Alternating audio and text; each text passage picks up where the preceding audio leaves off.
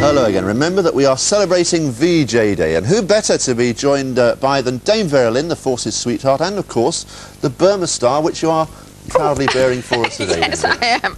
There we go. Stuck. Burma Star on the left, War Medal on the yes, right. yes. There is actually a nice little story about the Burma Star. I gather that the association themselves were shattered to learn this year that you hadn't actually been awarded it 40 odd years ago. Yeah, well, apparently I was entitled to it when after the war.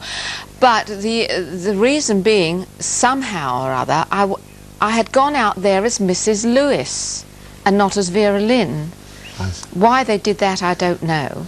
And I don't know, I suppose they just didn't make the connection. So somewhere in this world there's a Mrs. Lewis's there bearing the Burma Star. Probably. Yes. Let's just transport you back briefly, Vera, because I know you had an incredible, first of all, a bad journey out there to Burma, didn't you? You had about 11 journeys, was it?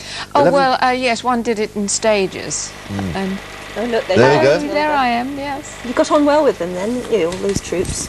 Well, yes, they were so pleased to see even a female. What was the morale like amongst the troops when you Very when you low, because they were the complete forgotten 14th, as they called themselves. Yeah.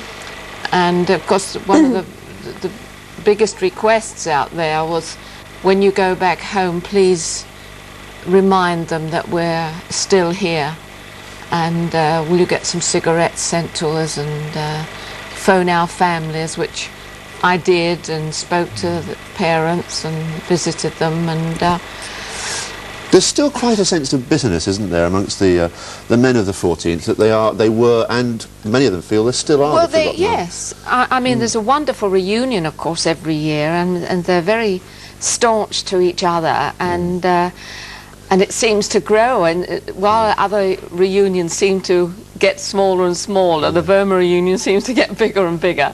So I don't know where they're all coming from. We'll talk much more about that later, Dame Vera. I just wondered briefly, was that a trip that in a sense changed you as well? Was that a trip that made you learn far more about life than you'd ever learnt before?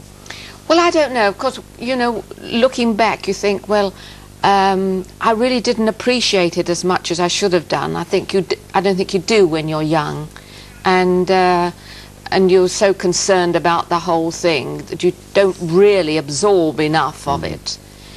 But of course, it was a trip that I wouldn't have missed for anything in the world, and you know, you really felt that you were bringing a little comfort and enjoyment and entertainment to the boys, and they did so appreciate it. That you certainly did. You certainly looked to say you brought a fair few smiles to their faces, didn't you? Well, yes. I mean, apart from being entertained, they just wanted to talk.